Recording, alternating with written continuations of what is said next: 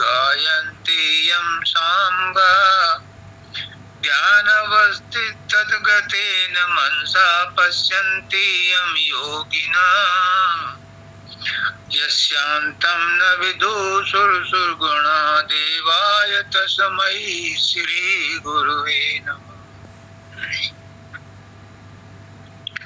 सर्वे भवन्तु सुखिनः सर्वे सन्तु निरामयाः सर्वे भद्राणि पश्यन्तु मा कश्चित् दुःखभाग् भवेत्। परम तत्वाधार परम पुरुष पूर्ण धनी मालिक के कुल हजूर महाराज दयाल जी महाराज की पवित्र आत्मा सभी सत्संगी भाइयों बहनों माताओं बच्चों बुजुर्गों सबको राधा।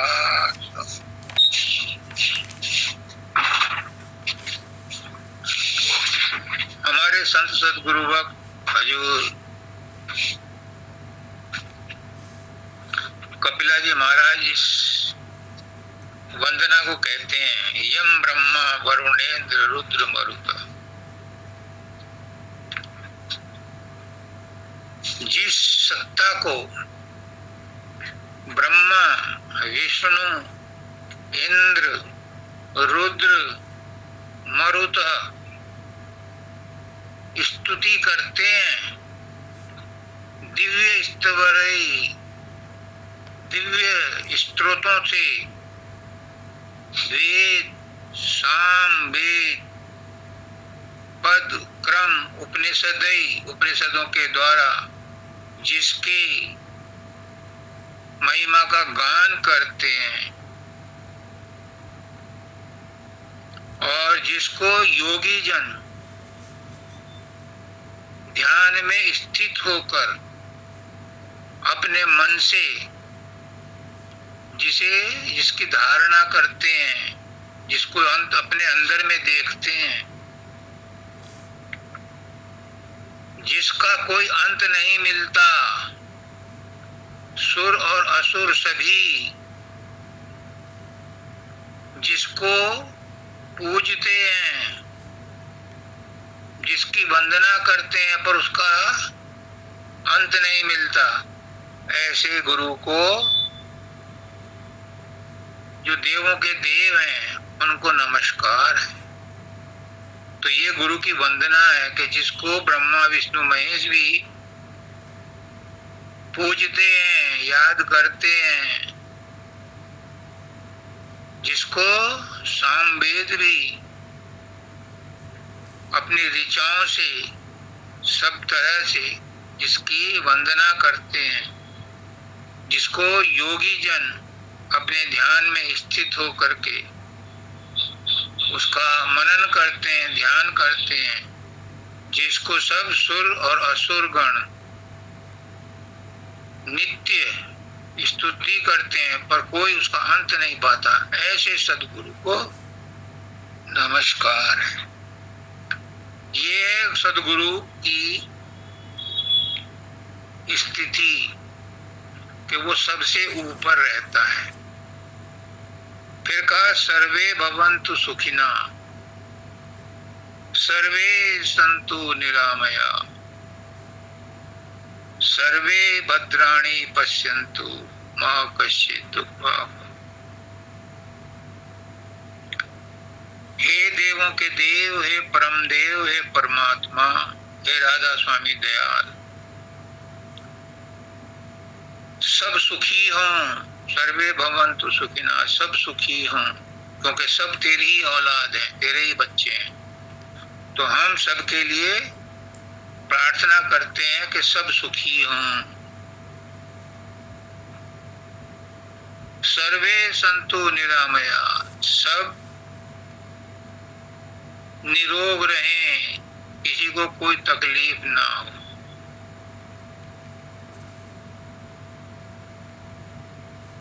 सर्वे भद्राणि पश्यन्तु, ये ऊपर की बातें तो सबके लिए कही गई हैं, लेकिन अंदर में चोट मारने के लिए ये तीसरी लाइन जो है ये अपने ऊपर लागू होती है। क्या? सर्वे भद्राणि पश्यन्तु, मुझे सब अच्छे लगे। पहली जो दो लाइनें थी, सर्वे भवन्तु सुखिनः सर्वे सन्तु निरामया,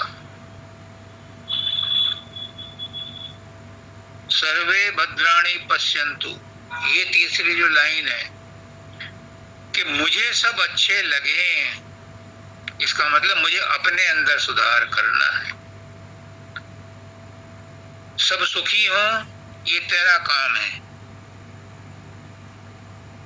सब निरोग रहे, ये तेरी जिम्मेदारी है। लेकिन मुझे सब अच्छे लगे, इसके लिए मुझे अपना अंतःकरण शुद्ध करना पड़ेगा। और मां कश्चित दुख भाग भवे, जब ये तीन बातें हो जाएंगी तो कोई भी मुझे ऐसा नहीं लगेगा जो दुख से पीड़ित हो, क्योंकि मैं सबको समान दृष्टि से देखूंगा। मेरे अंदर समाधानता आनी चाहिए, मेरे अंदर समानता आनी चाहिए, मेरे अंदर समता आ जाए, ये सबसे ज्यादा इम्पोर्टेंट। अब ये तो कहा उपनिषद ने, लेकिन हमारे संत मत में महर्षि शिवरतलाल जी महाराज वो क्या कहते हैं, वो भी ऐसी ही विनती करते हैं।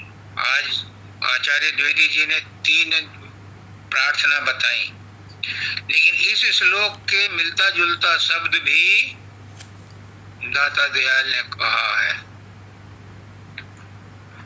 गुरु चरण कमल में शीश झुका दिन रात करूं पूजा सेवा। गुरु चरण कमल में शीश झुका दिन रात करूं पूजा सेवा। क्यों? क्योंकि उस गुरु की सेवा करूं जिसको ये लोग भजते हैं, जिसको देवता भी भजते हैं, ब्रह्मा विष्णु इंद्र भी सब भजते हैं, योगी जन भजते हैं। तो उस गुरु के चरण कमल में मैं प्रेम से श्रद्धा से शीश झुका करके दिन रात पूजा करूं। गुरु स्तुति नित्य करूं मन से, गुरु सम कोई और नहीं दूजा। ये ब्रह्मा विष्णु महेश क्यों गुरु को पूजते हैं? क्योंकि गुरु के समान कोई दूसरा है नहीं। उन जैसे तो मिल जाएंगे, ब्रह्मा विष्णु जैसे तो और भी ब्रह्मांडों में जितने ब्रह्मांड हैं सब में ब्रह्मा विष्णु महेश इंद्र मरुत रुद्र हैं, लेकिन गुरु एक ही है। इसलिए वो दाता दयाल कह रहे हैं कि गुरु सम कोई और नहीं देवा, गुरु के समान कोई और देवता नहीं है। गुरुदेव दयाल ने की जो दया, भव सिंधु से पार किया मुझको। देवताओं ने, ब्रह्मा विष्णु महेश ने तो हमें धक्के खाने के लिए, ब्रह्म ने, पर ब्रह्म ने तो हमें धक्के खाने के लिए इस संसार में भेज दिया। लेकिन यहाँ से पिंड छुड़ाने के लिए, यहाँ से हमारा उद्धार करने के लिए गुरु प्रकट हुआ। भव सिंधु से पार करने के लिए गुरु प्रकट हुआ। इसलिए गुरु की स्तुति रात दिन करूंगा, क्योंकि परमात्मा ने तो मुझे दुख झेलने के लिए भेज दिया संसार में, पर गुरु छुड़ाने आया, इसलिए गुरु की इम्पोर्टेंस ज्यादा है। नहीं वार रहा नहीं पार रहा, सब भांति अपार किया मुझको। गुरु ने मुझे सब कुछ दे दिया, सबसे पार कर दिया। क्षर अक्षर नी अक्षर पारा, विनती करे जा दास तुम्हारा। लोक अलोक पाऊं सुखदामा, चरण शरण दीजिए सदा। ये स्वामी जी महाराज कहते हैं। गुरु दाता दानी अपार महायाचक जग जीव हुए सारे। गुरु अर्थ देत गुरु धर्म देत, गुरु काम मोक्ष देने हारे। माता जी ने भी आज यही कहा है अपने सत्संग कि गुरु हमें सब कुछ देता है, क्योंकि गुरु दयाल है, दीन दयाल है, बिन मांगे देता है। पुष्करनाथ जी कहते हैं तो वो तो बिन मांगे रात दिन दे रहा है। तुम मांगने की भी कष्ट क्यों करते हो, मांगने की भी जरूरत क्यों करते हो? मांग करके तुम अपनी झोली छोटी बनाते हो। वो तो बिन मांगे सब कुछ दे रहा है। अब जो शब्द चुना मैंने, क्यों चुना? जितने मैंने ब्रह्मा विष्णु महेश रुद्र मरुत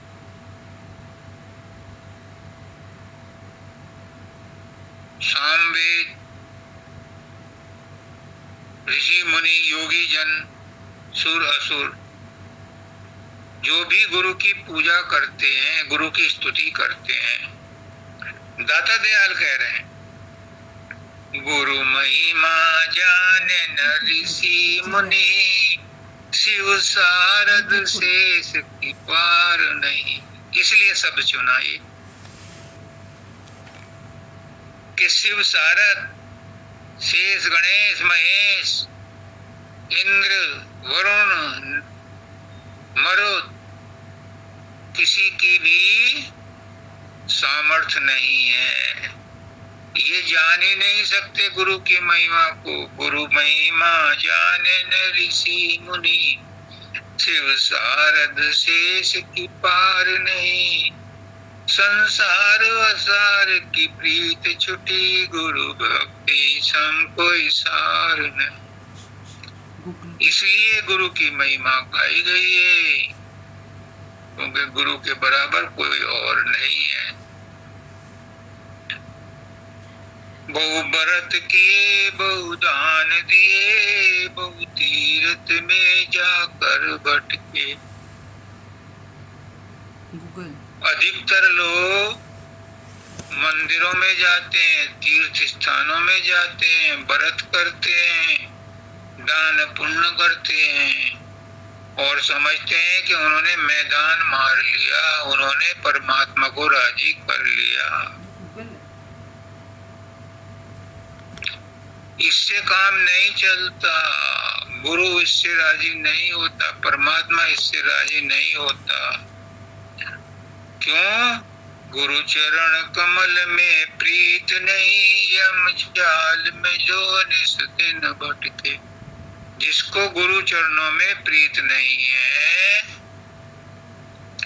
वो यम के जाल में फंसते हैं। चाहे तीर्थ व्रत कर लो, चाहे दान दक्षिणा दे लो, चाहे मंदिरों में जाओ, चाहे मस्जिद में जाओ, सब कर्मों में शामिल है, अगर गुरु के चरण में प्रीत नहीं है। अब सवाल ये, गुरु है क्या? गुरु क्या है जो इसकी इतनी महिमा गाई है?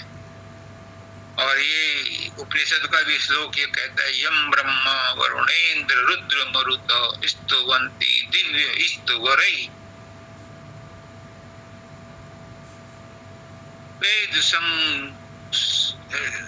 वेद सांग प्रदकम ब्रह्म उपनिषदि गायन्ति यम सांग। क्या है गुरु? क्यों इसकी इतनी महिमा है? क्यों लोग गाते हैं?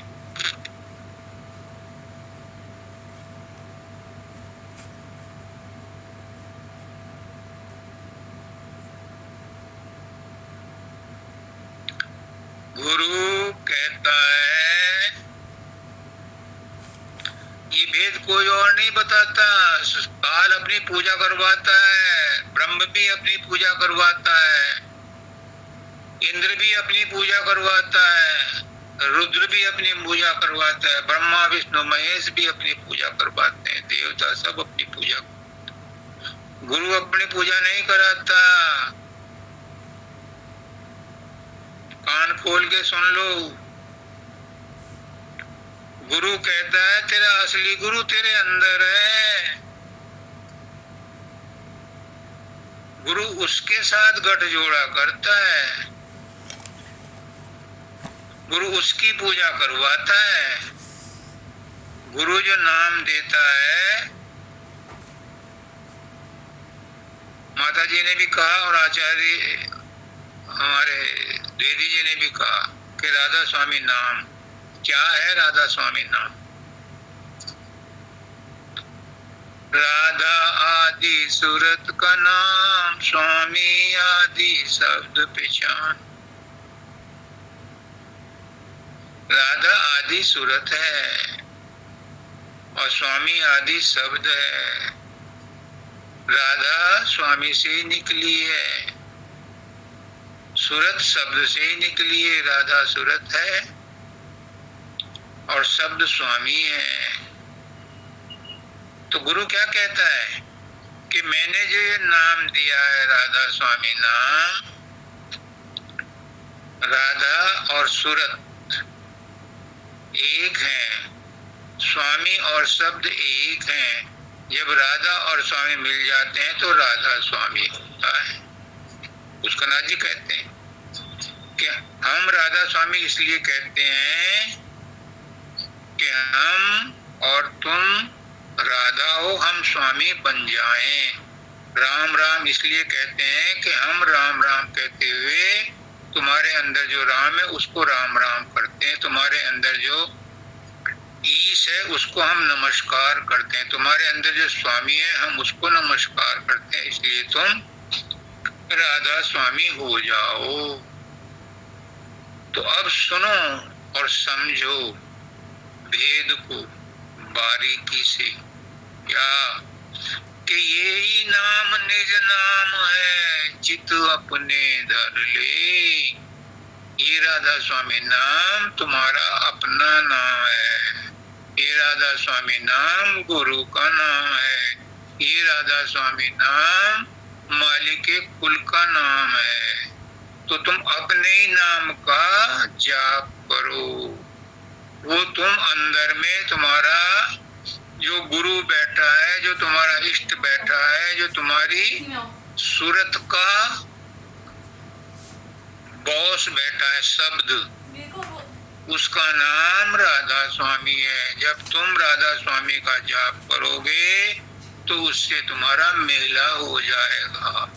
इसलिए बाहर का गुरु कहता है कि तुम अंदर में अपने आप से जुड़ो। इसलिए गुरु की महिमा है कि वो अपनी पूजा नहीं कराता। प्रारंभिक स्टेज में तो जरूरी है कि उसका रूप बनाया जाए, लेकिन बाद में वो कहता है कि तेरा असली गुरु तो तेरे अंदर है, तेरा अपना शब्द है, अपनी आत्मा है, अपनी सूरत है। उस सूरत को शब्द के साथ जोड़ और अपने इष्ट से खुद मिल। खुद आ तभी खुदा बनेगा, खुद मिल तभी राधा स्वामी बनेगा। राधा जब खुद मिलेगी स्वामी से तो राधा स्वामी बन जाएगी। इसलिए गुरु की इम्पोर्टेंस है। गुरु हमारे अंदर जो माल खजाना दबा पड़ा है, जिसे हम भूल गए हैं, अनेक अनेक योनियों में अनादिकाल से हम चक्कर खा रहे हैं, हम अपने नाम और पता भूल गए हैं। गुरु उसको याद दिलाता है और कहता है कि माल खजाना वो असली नाम तेरे अंदर ही छुपा है, उसको खोज ले। और उसकी चाबी है, उसकी कुंजी है, उसकी की है, पासवर्ड है, और वो पासवर्ड तुम्हें दे देता है कि इसको खोलो और अपने अंदर का दरवाजा खोल करके उसमें घुस जाओ। और वही है राधा स्वामी। ये राधा स्वामी नाम हमारा अपना ही निज नाम है और हमसे अपना ही नाम नहीं लिया जा रहा, हमसे गुरु का ही नाम नहीं लिया जा रहा। हमसे अपने स्वरूप का ध्यान नहीं हो रहा, हमसे गुरु स्वरूप का ही ध्यान नहीं हो रहा, और हम दोष देते हैं कर्मों को, प्रारब्ध को, हम दोष देते हैं गुरु को, हम दोष देते हैं दूसरे संसारियों को, दोष देते हैं घर में परिवार वालों को, ये मुझे साधन अभ्यास नहीं करने दे रहे, ये मेरे साधन अभ्यास में खलल डाल रहे हैं। गलत। कोई तुम्हारा दुश्मन नहीं है तुम्हारे अलावा, तुम खुद के खुद दुश्मन हो और कोई दुश्मन नहीं। कोई तुम्हें बरगला नहीं सकता सिवाय तुम्हारे, कोई तुम्हें धोखा नहीं दे सकता सिवाय तुम्हारे। तुम खुद को धोखा देते और कोई तुम्हें संसार में धोखा नहीं दे सकता। ये जान लो, पहचान लो, मान लो। विवेकानंद कहते हैं कि तुम्हें भगवान का दर्शन तुम्हारे अलावा कोई और नहीं करा सकता, क्योंकि भगवान तो तुम खुद हो, तुम्हें खुद को महसूस करना पड़ेगा। दुश्मन तो तुम अपने खुद हो, तुम्हारा कोई दुश्मन नहीं है। और वैसे भी जनरल तौर पे भी देखो, सामान्य तौर पे भी भगवान ने तो इंसान बनाए थे, रिश्ते तो मनुष्य ने बनाए। भगवान ने मनुष्य बनाए थे और रिश्ते तो हमने बनाए, और वही रिश्ते हमें दुख दे रहे हैं। परमात्मा ने तो सहूलियत की चीजें हमें प्रदान की थी, हमने उन्हें अपना मान लिया, मैं और मेरा उनमें घुसेड़ दिया। तो अपने पैर पे तो कुल्हाड़ी हमने खुद मारी, तुम उन्हें अपना मानना छोड़ दो। उन रिश्ते नातों, पुष्करनाथ जी कहते हैं ये रिश्ते नाते जितने भी हैं लेन देन के हैं। जिसका लेन देन खत्म हो गया फिर तू कौन और मैं कौन। तो अभी से क्यों ना मान लो इस बात को। जो तुम्हारा फर्ज है वो पूरा करो, उसमें कोताही मत बरतो, लेकिन उनके साथ ममता मत करो, उनको अपना मत समझो। जो तुम्हारे हैं उन्हें परमात्मा का समझो, उन्हें गुरु का समझो, और जिनको तुम समझते हो गैर हैं उन्हें अपना मान लो, उनकी अपना मान के सेवा करो। तो तुम्हें कोई गैर नजर आएगा ही नहीं। जब नजर बदल जाती है तो नजरिया बदल जाता है, फिर नजारे बदल जाते हैं, फिर सोच बदल जाती है, फिर दुख तकलीफ नहीं लगती। इसलिए गुरु कहता है कि तुम अपने अंदर घुसो, तुम्हारे अंदर माल खजाने, तुम्हारे अंदर गुरु भी है, तुम्हारे अंदर परमात्मा भी है जिससे तुम्हें मिलना है, जिसको तुम तड़प रहे हो मिलने के लिए। लेकिन उसको मिलने के लिए तुम्हें जो झूठा पहाड़ा याद कर रखा है उसे भूलना पड़ेगा।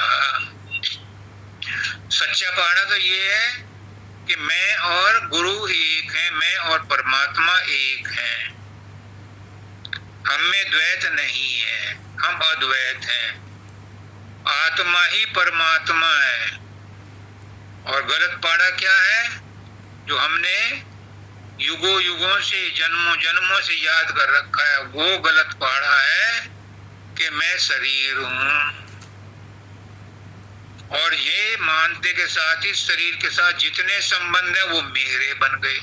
पहले मैं आ गया, फिर ममता आ गई, पहले अहमता आ गई, फिर ममता आ गई। और ये दोनों चीजें हमें संसार में घसीट रही हैं, अंदर में जाने ही नहीं देती। और मन इतना ताकतवर वफादार है कि वो सबको बाहर ही रखता है, प्रलोभन दे दे करके, डरा करके और अपनी पूजा करा करके। अंदर में नहीं घुसने देते। एक सतगुरु ऐसा आया है, दीन दयाल, जो बिन मांगे दीन है, बिन मांगे दया कर रहा है। वो परम दयाल है। वो आया है तुम्हें छुड़ाने के लिए और बताता है कि ये जिनको तुम सच मान के बैठे हो, ये सच नहीं है। सच एक ही है और वो तुम्हारे अंदर तुम्हारा अपना आत्मा है। उसी को परमात्मा कहते हैं। बड़े रूप में परमात्मा है, छोटे रूप में आत्मा है। और वो आत्मा जब इस शरीर में फंस गई तो वो जीवात्मा कहलाई, और जब विशुद्ध हो जाएगी तो वो सूरत हो जाएगी। सूरत हो जाएगी तो जो शब्द ऊपर चल रहा है, सूरत के शुद्ध होते ही वो उसको अपने आप खींच लेगा अपनी डोर से। इसलिए गुरु क्या करता है कि वो तो खींचेगा, लेकिन तुम इस डोर के सहारे अपने आप को ऊपर चढ़ाने की कोशिश करो तो तुम्हारे जो कलमश हैं, जो मैल है, वो धुल जाएंगे। तब तुम उसमें मिलने के काबिल हो जाओ। गुरु कितना उपकार करता है। गुरु की क्या महिमा गाई जाए। गुरु की महिमा कौन गाए, उसका गाना है कठिन। वहां तक मन वाणी वचन नहीं पहुंचते, वहां पर तो प्रार्थना पहुंचती है, दिल की प्रार्थना। गुरु की महिमा कौन गाए, उसका गाना है कठिन। पहुंचने वाले कहाँ, उस तक है मन वाणी और वचन। तो इसलिए गुरु की महिमा गाई है। गुरु ये नहीं कहता मैं खुदा हूं, कभी नहीं कहता, कोई गुरु नहीं कहता। लेकिन वो ये कहता है कि मैं खुदा से जुदा नहीं हूं, और साथ में ये भी कहता है कि तुम खुद खुदा हो और तुम खुदा से जुदा नहीं हो। लेकिन तुम अपने आप को पहचानते नहीं हो, मैंने अपने आप को पहचान लिया। तुम भी अपने आप को पहचान लो तो तुम पहचान ले अपने को तो इंसान खुदा है। जाहिर में वो खाक है मगर खाक नहीं है, और जलवों की खता क्या जो दिखलाई नहीं देते, खुद देखने वालों की नजर पाक नहीं है। हमारी नजर का धोखा है, क्योंकि नजर हम ये बाहर वाले आंखों से देखते हैं। उसकना जी कहते हैं ये चमड़े की आंखें हैं और बाहर का चश्मा लगवा लिया, इससे वो नजर नहीं आएगा। अंदर की आंख खोलो, तीसरी आंख खोलो, वो आपको मिलेगा। बाबा सामन सिंह जी कहते हैं कि वो तुम्हें स्वागत करने के लिए हाथ फैला करके खड़ा है। पहुंचो 10वें द्वार, और कैसा स्वागत करता है वो आपका। 9 द्वारों को छोड़ो, और 9 द्वारों को छोड़ने की कुंजी बताता है गुरु। 9 द्वारों में फंसी है तुम्हारी आत्मा, 9 द्वार खाली करो, 10वें में पहुंचो, और वहां गुरु तुम्हें स्वागत करने के लिए खड़ा है। फिर तुम्हें संसार में ना आने दे वो। लेकिन लेकिन लेकिन बहुत बड़ा लेकिन है, जिनको संसार से सुख मिलने की उम्मीद है, जिनको संसार में रत्ती भर भी ये आशा है कि ये मेरे काम की चीज है, वो अंदर में नहीं चढ़ सकते। जिनको संसार से वैराग्य हो गया है, विरक्ति हो गई है, जिनको संसार से ठोकर लग गई है, जिनको संसार ने धोखा दिया है, जिनको संसार ने अपमानित किया है, जिनको संसार पर अब यकीन नहीं रहा है, उनको गुरु संभालता है। उनको परमात्मा अपनी गोद में लेने को तैयार है, और वही सच्चे अधिकारी हैं। अधिकारी तो तुम सब हो, लेकिन अभी तुम अधिकारी हो संसार के भोगों के। जिस दिन भोगों से उपराम हो जाओगे, जिस दिन तुम्हें भोग फीके लगने लगेंगे, हैं, आप में भी हैं, किस किस का नाम गिनाऊं, बहुत हैं, मैं नाम नहीं लेना चाहता। आप में भी हैं जिनको संसार से वैराग्य हो गया, संसार अच्छा नहीं लगता, फीका लगता है आप में भी। और उनका टिकट कंफर्म है, उसकी मैं गारंटी लेता हूं। गुरु गारंटी लेता है, मैं गुरु नहीं हूं, लेकिन गुरु के बिहाफ पे गारंटी ले रहा हूं। मेरा गुरु कह गया कि उनकी मैं गारंटी लेता हूं। और जो गुरु पर विश्वास नहीं करते, गुरु की बात पर विश्वास नहीं करते, उनकी गारंटी गुरु भी नहीं लेता तो मैं भी नहीं लेता। इसलिए माता जी ने कहा कि गुरु पर विश्वास करना जरूरी है। क्यों क्यों क्यों? गुरु नाम ही विश्वास का है, गुरु नाम ही ज्ञान का है, गुरु नाम ही प्रेम का है।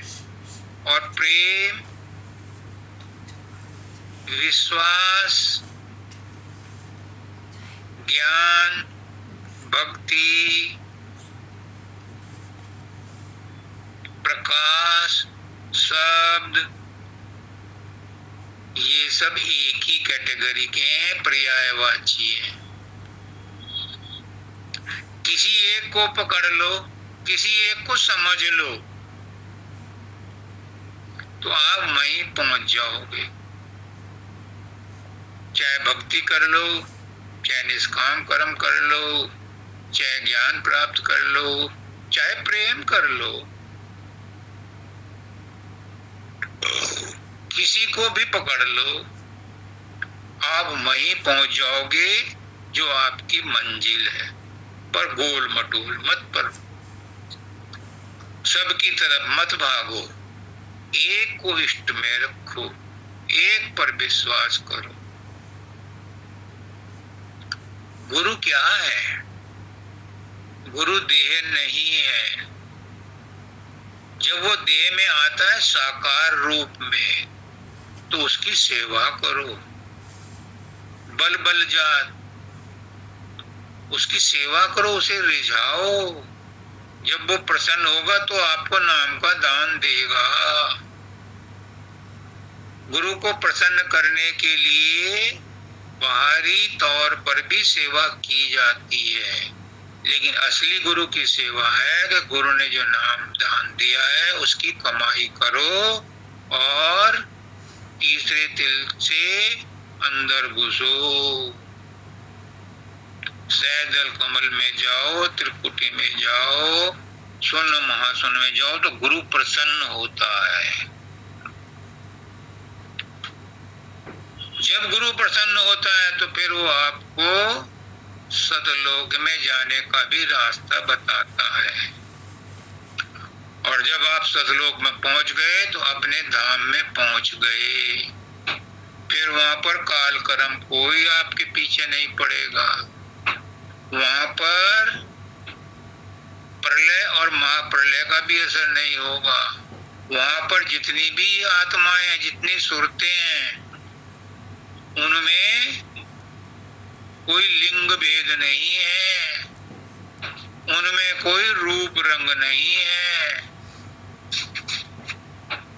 वो जल कण की तरह है, जैसे जल में जल कण होते हैं, हमें दिखाई नहीं देते, पर वो जल के अंदर तैरते हैं। जल में बूंदे ही बूंदे हैं, समुद्र में बूंदे ही बूंदे, बूंदों का समूह ही समुद्र है। ऐसे ही उन सुरतों का समुद्र सतलोक है।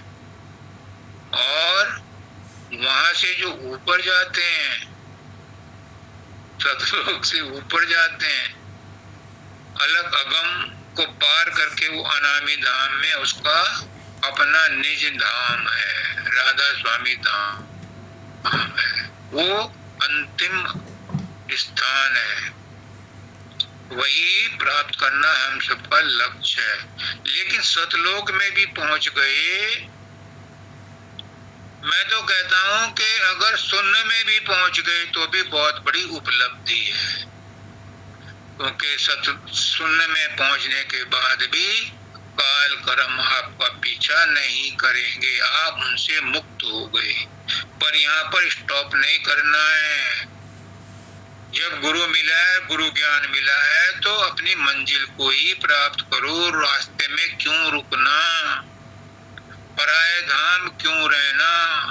स्वामी जी महाराज कहते हैं, अपने धाम चलो, पराये धाम क्यों रहना। ये पराया धाम है, ये संसार हमारा घर नहीं है। यहाँ तो हम सैर करने के लिए आए थे, पर इसको हमने अपना घर समझ लिया। अपना घर तो अपना ही घर होता है, इसलिए अपने घर चलो, यहाँ मत रुको। विश्वास एक ऐसी चीज है कि विश्वास पर ही दुनिया कायम है। चोर डकैत हैं, खूब लूट मार करते हैं, खूब गुनाह करते हैं, लेकिन आपस में एक दूसरे पर विश्वास करते हैं। पुष्कना जी कहते थे कि अगर वो आपस में धोखा देंगे तो गोली मार देता है। वहां भी विश्वास करना पड़ता है, यानी सबको तो लूट रहे हैं, लेकिन अपने आपस में उनमें विश्वास होना चाहिए। अपने आप में वो ईमानदार रहते हैं अपने काम के लिए। अगर वहां कोई अविश्वासी हो गया या किसी ने वहां आपस में धोखा दिया तो गोली मार देते। इसका मतलब विश्वास ही अपने अस्तित्व की जड़ है। तो इसलिए जो विश्वास करता है और जो गुरु पे विश्वास करता है, परमात्मा पे विश्वास करता है, तो वो किस पे विश्वास करता है? अपने ऊपर ही विश्वास करता है। जिसको अपने ऊपर विश्वास नहीं, वो दूसरे पर विश्वास नहीं कर सकता। पहले अपने ऊपर विश्वास करो। क्या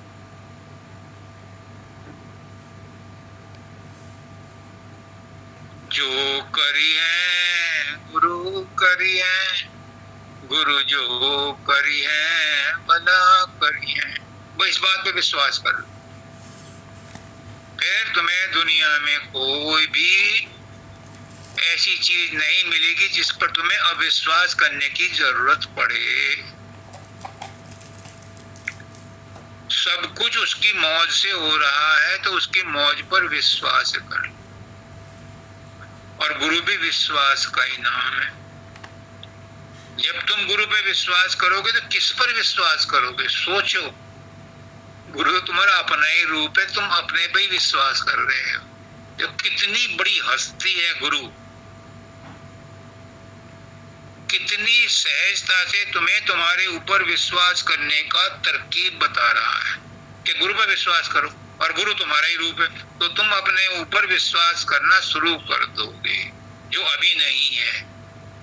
अभी तुम विश्वास करते हो रिश्तेदारों पर, परिवार वालों पर, पत्नी पर, पति पर, बच्चों पर।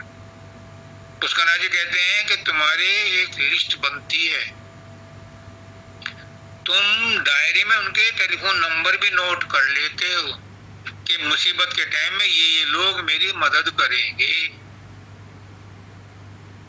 और उसमें गुरु का कहीं नाम नहीं होता।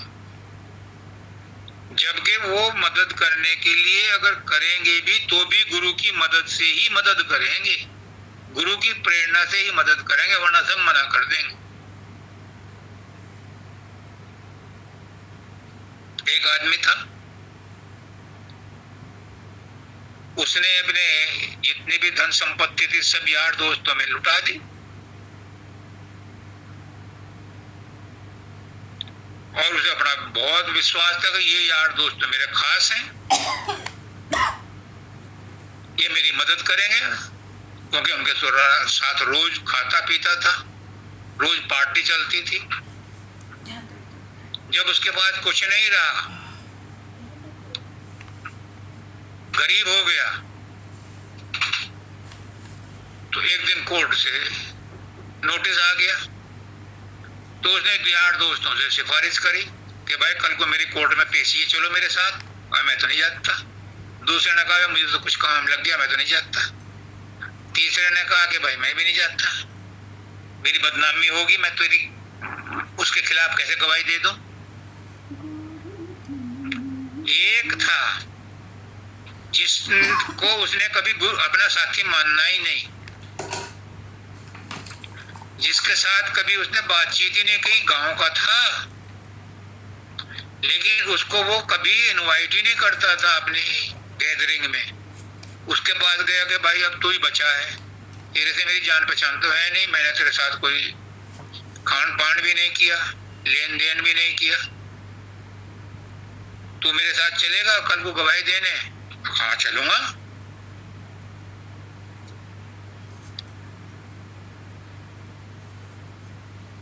वो गया, गवाही दी और छुड़ा के लाया। वो कौन था? वो कौन था और वो दोस्त कौन थे जो छुड़ा के लाया? वो गुरु था।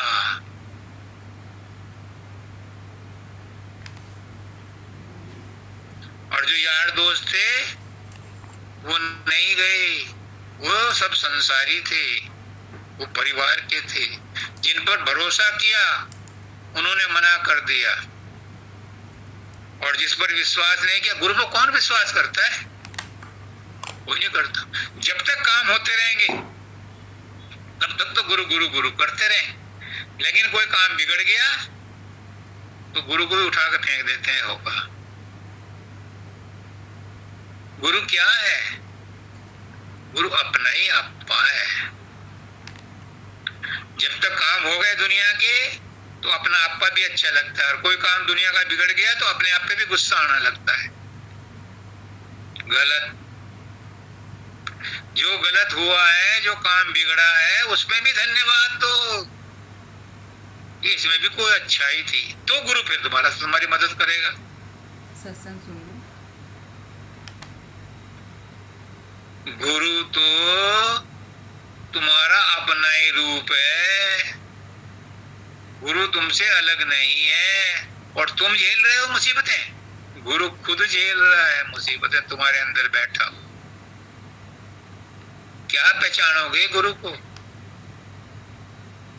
गुरु शरीर नहीं है, गुरु तुम्हारा विश्वास है, गुरु तुम्हारा प्रेम है, गुरु तुम्हारी आत्मा है, गुरु परमात्मा है, गुरु ही शब्द है, गुरु ही धुन है, गुरु ही राधा है, गुरु ही स्वामी है। और गुरु कहता है तुम शरीर नहीं हो, दुख तकलीफ भी तुम्हें नहीं हो रही भाई, ये तो शरीर और मन को महसूस हो रही है। तुम तो ऐसे निर्लिप्त हो, तुम तो निर्विचार निर्विकार अजर अमर अविनाशी आत्मा हो। छोड़ो शरीर के बोधवान, मन के बोधवान, आत्मा के बोधवान, और पहचानो अपने आप को।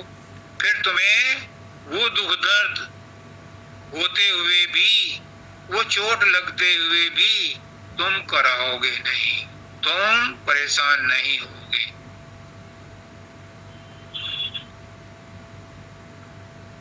एक बहुत बड़ा भक्त था, ये समझ लो कि वो काजी था जो नमाज पढ़वाता है, बहुत बड़ा भक्त था। उसकी सूरत चढ़ जाती थी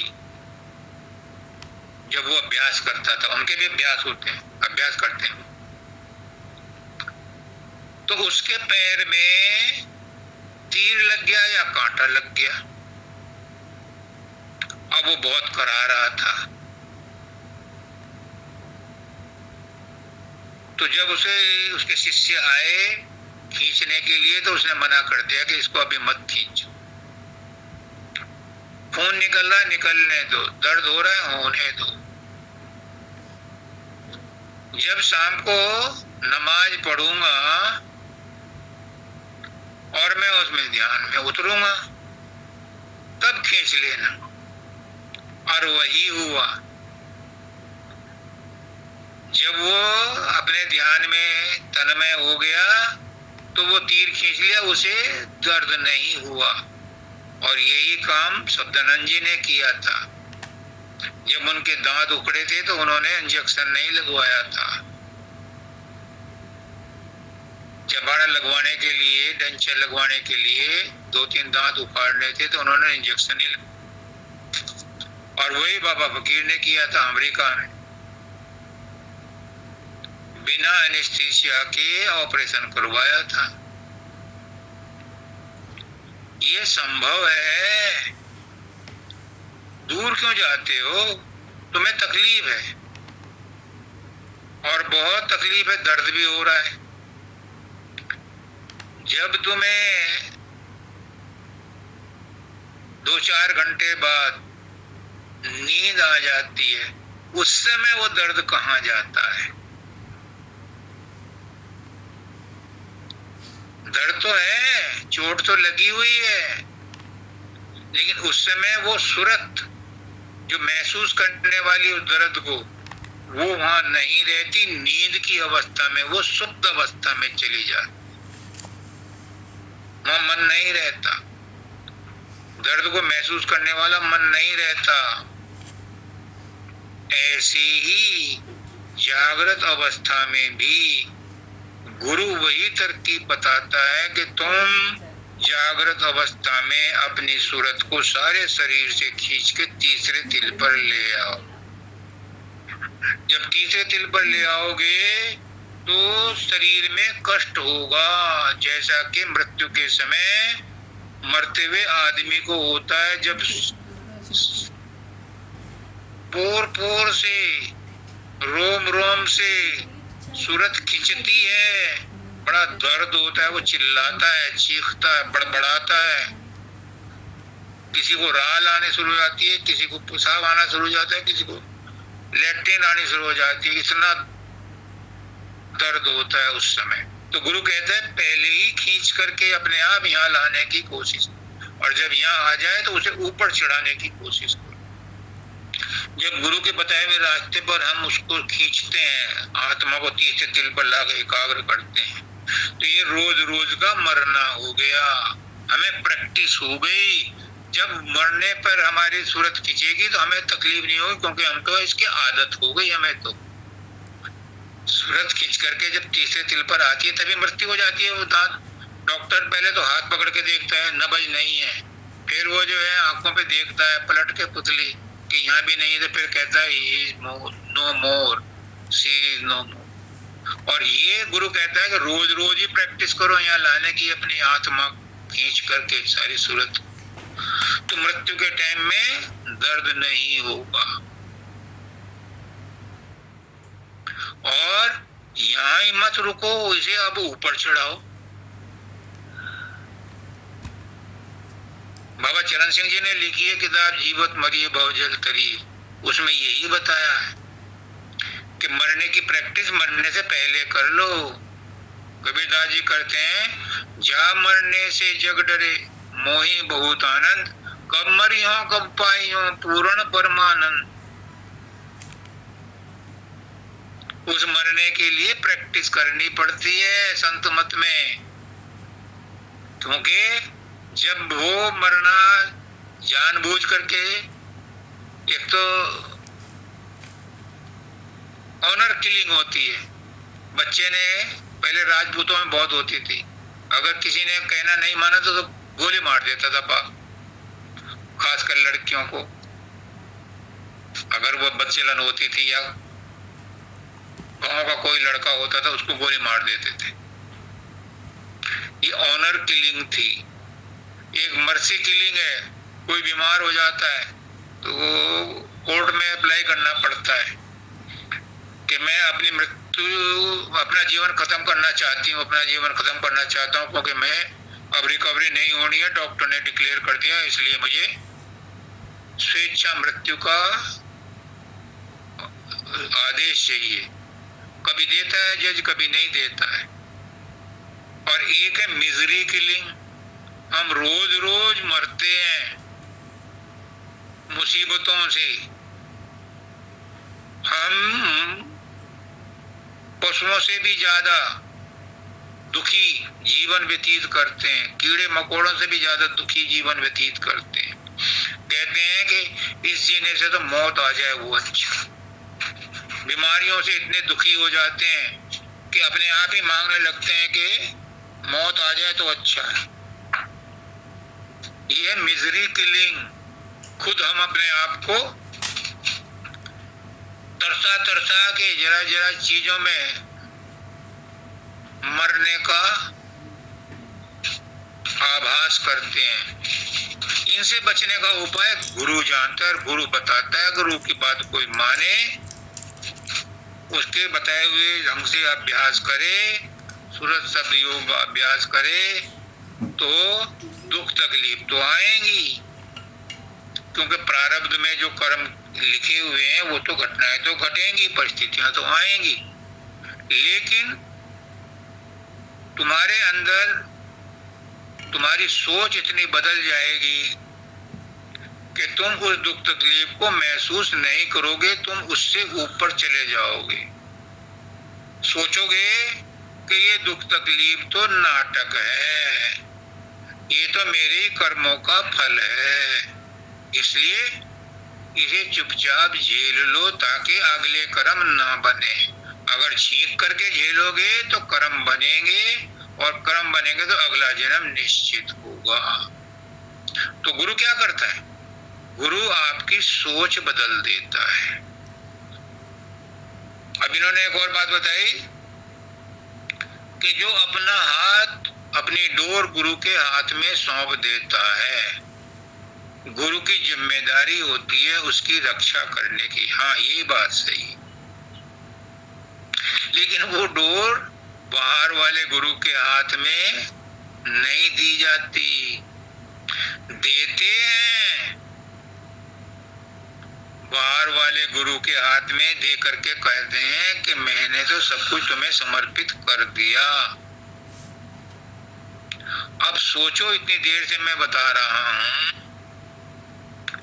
उसको प्रैक्टिकली सोचो। गुरु कहता है असली गुरु तो तेरे अंदर है, उसे सौंप। जब अंदर वाले गुरु को अपनी डोर समा दोगे तो भाइयों बहनों, बच्चों, बुजुर्गों, माताओं, मैं गारंटी के साथ कहता हूं, मेरे गुरु ने कहलवा रहा है कि जो अंदर वाले गुरु को सौंप देता है अपनी आत्मा को, अपनी सूरत को, शब्द के हवाले कर देता है, वो शब्द उसकी हर तरह से रक्षा करता है। योग क्षेमम वाम्यहम, जो मिला हुआ है उसको योग कहते हैं, और जिसको तुम मांग रहे हो उसको क्षेम कहते हैं। यानी वो जो तुम्हारे पास है वो, और जो तुम मांग रहे हो उसकी रक्षा करना उसका काम हो जाता है। वही कहते हैं कि जब गुरु को अपनी बागडोर दे देते हो तो वो तुम्हारा रखवार हो जाता है। कौन सा गुरु? हम बाहर वाले गुरु पर ही अटके रह जाते हैं। बाहर वाला गुरु कहता है ठीक है, प्रारंभिक अवस्था में ये ठीक है, जरूरी है, क्योंकि बाहर में इश्क मजाजी करोगे तो इश्क हकीकी होगी। गुरु खुद कहता है कि तुमने मुझसे प्यार कर लिया, मैं प्रसन्न हो गया, अब तू अंदर में घुस, तुझे अंदर वाले से मिलवाता हूँ। जब उसके हाथ में तू अपनी डोर देगा वो नहीं छोड़ेगा, वो तुम्हें धूर्धाम पहुंचा करके ही रहेगा। कहते हैं, हजूर महाराज भी कहते हैं, बाबा सावन सिंह जी भी कहते हैं, बाबा चरण सिंह जी भी कहते हैं, सभी कहते हैं, सभी संत कहते हैं, शब्दानंद जी भी कहते थे, मानव दयाल जी भी कहते थे, सभी बाबा फकीर भी कहते, सभी कहते हैं कि अंत समय में गुरु अपने शिष्य के सामने प्रकट होता है और उसे यमराज के यहाँ नहीं जाने देता।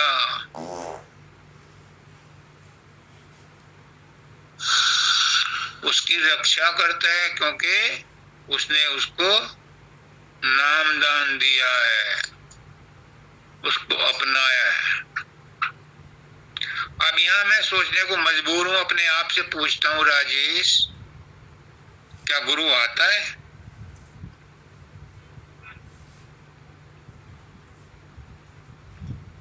बाबा फकीर भी पूछते हैं अपने आप से, मैं भी पूछता हूं अपने आप से कि राजेश, क्या गुरु वाकई में आता है? हाँ, आता है। कौन सा गुरु आता है? ये शरीर वाला नहीं आता। भाइयों बहनों, बच्चों, बुजुर्गों, माताओं, स्पष्ट रूप से समझ लो, उस समय गुरु आता है, पर ये साकार वाला गुरु नहीं आता। शब्द आता है, शब्द गुरु आता है, शब्द सुना जाता है। जिसने उम्र भर शब्द रटा है वो शब्द प्रकट हो जाता है। वही असली गुरु है जो वहां आता है। वही है जो तुम्हें ध्रुपद धाम ले जाता है। और अगर कमी रह गई, ये भी स्पष्ट रूप से समझ लो, अगर कमी रह गई हमारे भक्ति में, हमारे अभ्यास में, और हम सतपद तक नहीं पहुंचे थे, तो वो आपको सुन में ऐसी जगह रख देगा जहां आपका कालक्रम कुछ नहीं बिगाड़ेगा। प्रलय महाप्रलय भी तुम्हारा कुछ नहीं बिगाड़ेगी। जब कोई फिर संत सदगुरु आएगा, उसको वो तुम्हारे साथ ले जाएगा, उससे उसका परिचय करा देगा। इसलिए वो नरक में नहीं जाता। जिसने नाम का सुमरण किया है उसे काल बर्बाद नहीं करता। कृष्ण भगवान कहते हैं, इनको तुम वैसा मान लोगे कि मैं गुरु की तारीफ कर रहा हूं।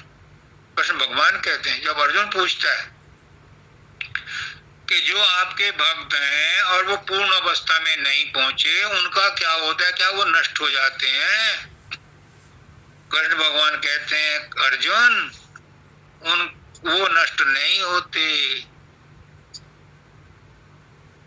वो एक जन्म में नहीं तो और जन्मों में आकर के मुझसे मिलते हैं। उनकी अगले जन्म में भक्ति वहीं से शुरू होती है जहां उन्होंने पिछले जन्म में छोड़ी थी। उनकी भक्ति बर्बाद नहीं होती। पुष्करनाथ जी कहते हैं, अगर आइंस्टीन दोबारा पैदा होगा, गैलीलियो दोबारा पैदा होगा तो वो ABCD दोबारा पढ़ेंगे। लेकिन गुरु का भक्त जिसने पहले से नामदान लिया हुआ है, नाम का जप किया हुआ है, उसे ABCD दोबारा नहीं पढ़नी। मतलब उसे अभ्यास दोबारा से नहीं करना, वो वहीं से शुरू करेगा जहां उसने छोड़ा था। जैसे जड़ भरत, जड़ भरत का ज्ञान जब वो हिरण हो गया था तब भी नहीं छूटा था, और जब वो जड़ भरत के रूप में दोबारा जन्म लिया उसने हिरण के बाद, तब भी उसका ज्ञान उसके अंदर मौजूद था। लेकिन प्रकट कब हुआ? प्रकट जब हुआ जब वो सौराज देश का राजा कपिल मुनि से मिलने जा रहा था, उसमें बैठ के पालकी में, और एक कहार बीमार था तो जड़ भरत को उसमें जोड़ दिया उनकी पालकी में। तो जड़ भरत जो है धीरे धीरे चल रहे थे कि कोई चींटी पैर से ना दब जाए, और बाकी और तेज चल रहे थे तो पालकी जो है डगमगा रही थी, क्योंकि असमगति थी, समगति नहीं थी। तो राजा ने बार बार कहा तुम समगति में चलो, तो वो कहते हैं कि ये जो नया कार है ये ठीक से नहीं चल रहा, ये बहुत धीमा चलता है। तो राजा ने उसे कहा, अरे मुस्टंडे, तू मोटा ताजा है, तूने अभी अभी मेरी सेविका यानी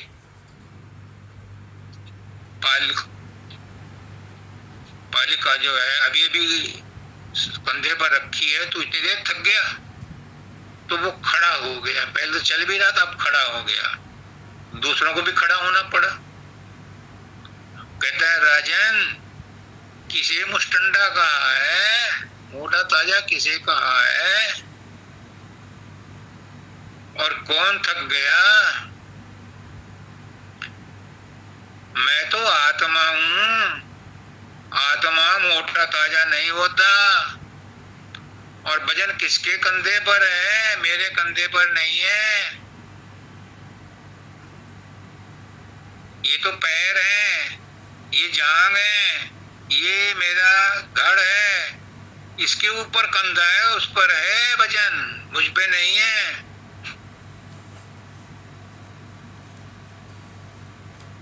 तो राजा जो है वहां से नीचे उतर के आ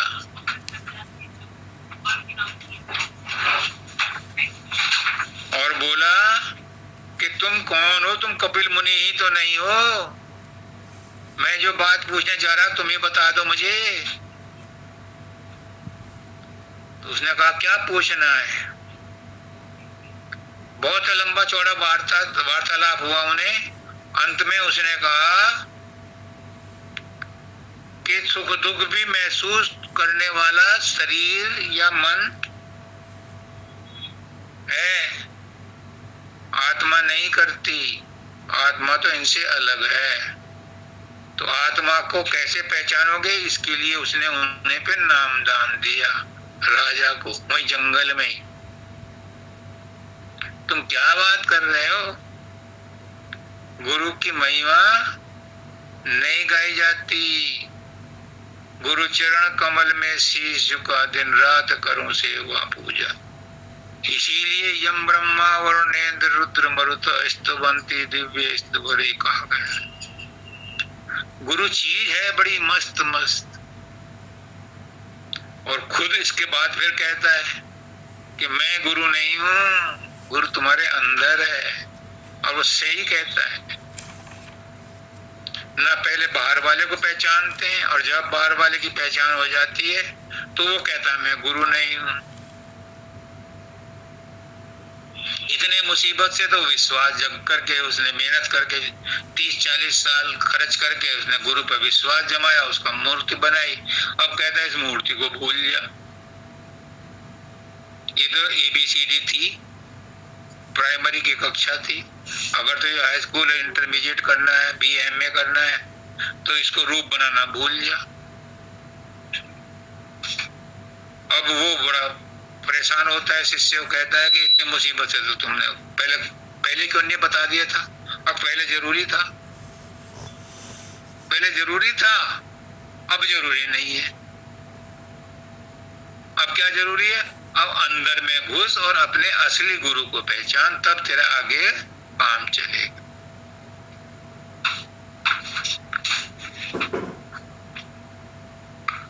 एक चीज और समझ लो चलते चलते,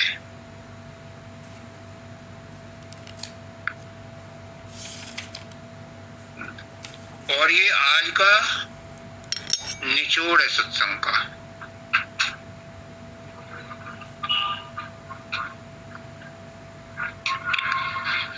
हम गृहस्थी हैं, हम संसारी हैं। संत महात्मा भी गृहस्थ में रहते हैं और संसार में व्यवहार करते हैं। उनके भी सींग नहीं होते, पूंछ नहीं होती, अलग से कोई पहचान नहीं होती संत महात्मा। हम जैसे ही होते हैं, हम जैसे ही व्यवहार करते हैं, ऐसे ही खाते पीते हैं।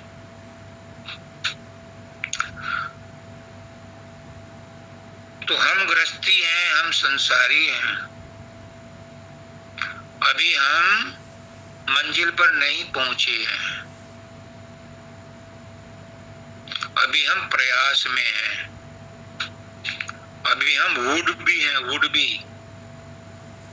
जो इंग्लिश जानते हैं वो समझते होंगे, होने वाले हैं।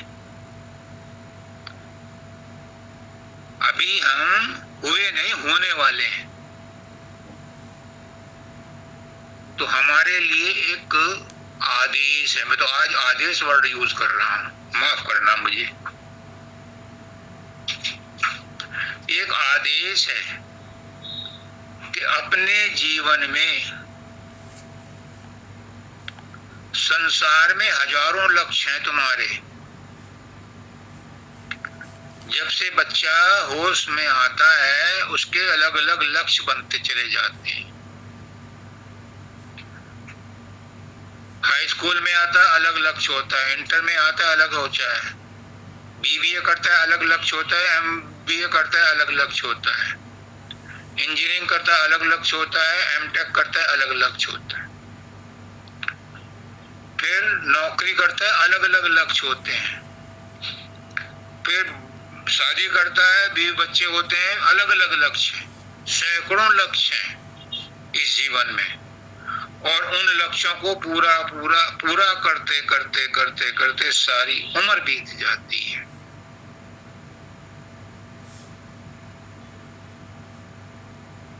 लेकिन जब बुढ़ापा आता है तो महसूस होता है यार ये सब तो बेकार ही चला गया। इतने लक्ष्य प्राप्त करे, अब क्या करें, अब तो ये भी कोई काम ही नहीं आ रहा। लक्ष्य बाकी रह गए, सांस रही नहीं, साधन अभ्यास, मतलब शरीर में शक्ति नहीं रही, और लक्ष्य अभी भी बहुत है पूरा करने को। लक्ष्य मतलब इच्छाएं अभी बहुत हैं, और समय पूरा हो गया तो फिर अगला जन्म, अगला जन्म, अगला जन्म, अगला जन्म। यहां पर गुरु कहता है कि जीवन के सारे लक्ष्यों का एक मूल लक्ष्य बना लो और सारे लक्ष्य उसके साथ जोड़ दो। फिर देखो तमाशा। तुम्हारे बचपन से लेकर के बुढ़ापे तक अनेकों लक्ष्य रहे, उसमें एक मूल लक्ष्य बना लो परमात्मा का, कि परमात्मा को याद करना है, परमात्मा को पाना है। और जितने लक्ष्य हैं बाकी, पढ़ना है, एमबीए करना है, बीए करना है, नौकरी करनी है, बाल बच्चे करने हैं, मकान खरीदना है, कार खरीदना, उन सब लक्ष्यों को सबऑर्डिनेट करके उस परमात्मा वाले लक्ष्य के साथ जोड़ दो। अगर तुमने परमात्मा का मुख्य लक्ष्य बना लिया, परमात्मा को प्राप्त करने का, परमात्मा की भक्ति करने का मुख्य लक्ष्य बना लिया, तो जो बाकी लक्ष्य हैं वो सबऑर्डिनेट हो जाएंगे। वो पूरे हो या ना हो तुम्हें संतुष्टि मिल जाएगी। और अगर तुमने जिंदगी भर और लक्ष्यों को ही पूरा किया और परमात्मा का लक्ष्य रखा ही नहीं, तो दुविधा में दोनों गए, माया मिली न राम। इसलिए राम को पहले प्राप्त कर लो तो माया भी मिल जाएगी। और मिले या न मिले माया परेशान नहीं करेगी, दुखी नहीं होगे। अगर नहीं मिला तो चलो कोई बात नहीं, सबको सब कुछ नहीं मिलता, ये तसल्ली हो जाएगी। फिर आपको ये महसूस होगा कि अगर फेल हो गए तो कोई बात नहीं। मानव दयाल जी कहते थे, हालांकि वो कभी फेल नहीं हुआ, मैं भी कभी फेल नहीं हुआ, मैं भी प्रमोशन में तो 2 बार फेल हुआ, मैं वैसे नहीं हुआ। वो कहते थे कि जो फेल नहीं होता उसे पास होने का मजा ही नहीं आता। यानी परमात्मा के प्राप्त करने में भी फेलियर निश्चित है। एक बार में नहीं मिल जाता, इतने सुखाले से नहीं मिलता। परमात्मा भी तरसा तरसा करके देता है वो दर्शन,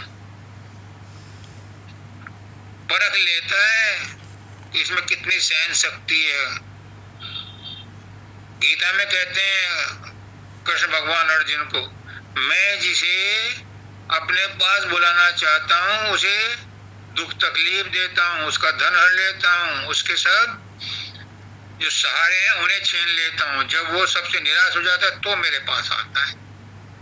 बहुत सारी कहानियां, अब टाइम नहीं रहा है इतना बताने का। अब सिर्फ मैं यही कहता हूं कि एक ही साधे सब सदे, सब साधे सब जाए, और रही मन मूल को सींचिए, पात पात हर्षाए। जिस स्टेज में भी आप हो, जिस अवस्था में भी आप हो, चाहे स्टूडेंट हो, चाहे नौकरी पेशे हो, चाहे पति पत्नी के रूप में हो,